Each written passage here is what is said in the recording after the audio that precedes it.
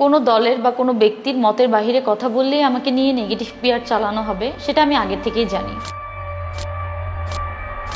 কিন্তু আমি আপোষ করব না কোনো অপশক্তির সামনে, আপোষ করব না জুলাই আন্দোলনের পর নতুন বাংলাদেশ গড়ার স্বপ্নকে নিয়ে। তাই আমি স্পষ্টভাবে সবার উদ্দেশ্যে কিছু কথা বলতে চাই।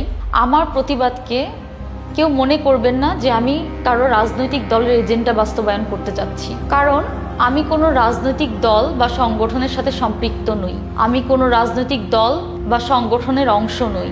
আমি জুলাইয়ের অংশ। বাংলাদেশের বিরুদ্ধে যে কথা বলবে আমি সেই দলের বিরুদ্ধে কথা বলবো। নাহিদ ভাইয়ের সাথে আমার কথা হয়েছে, তিনি তার পয়েন্ট অফ ভিউ তুলে ধরেছেন। তার ভাষ্য মতে ইন্টারিম ঘোষণাপত্র দিচ্ছে না, তারা তালবাহানা করছে।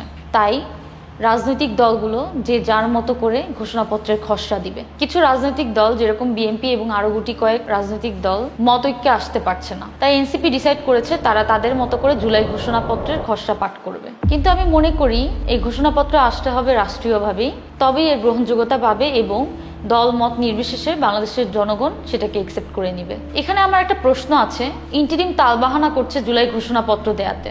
1 বছর পার হয়ে গেল, ইন্টারিম এখনো জুলাই ঘোষণাপত্র দিচ্ছে না এবং তারা জুলাই সনদও দিচ্ছে না। ইন্টারিমকে ম্যান্ডেট তো দিয়েছেই জুলাই। যদি ইন্টারিম জুলাই প্রতিনিধিত্ব না করে তাহলে তারা কার প্রতিনিধিত্ব করার জন্য সরকারে বসেছে? যেহেতু ইন্টারিম এখনো জুলাই ঘোষণাপত্র দিতে পারছে না, তাই আসুন 2রা জুলাই আমরা সাধারণ শিক্ষার্থীরা জুলাই নীরব প্রতিবাদ পালন করি এবং রাষ্ট্রীয়ভাবে জুলাই ঘোষণাপত্র আদায় করে নিই। আমরা কোনো জনদুর্ভোগ তৈরি করব না, আমরা কোনো ধরনের রোড ব্লক কর্মসূচি পালন করব না। আমরা শহীদ ও আহতদের স্মৃতিচারণের জন্য ছবি প্রদর্শন, মোমবাতি প্রজ্বলন এবং প্ল্যাকার্ড হাতে প্রশ্ন করে ইন্টারিমকে অ্যাকাউন্টেবল করব।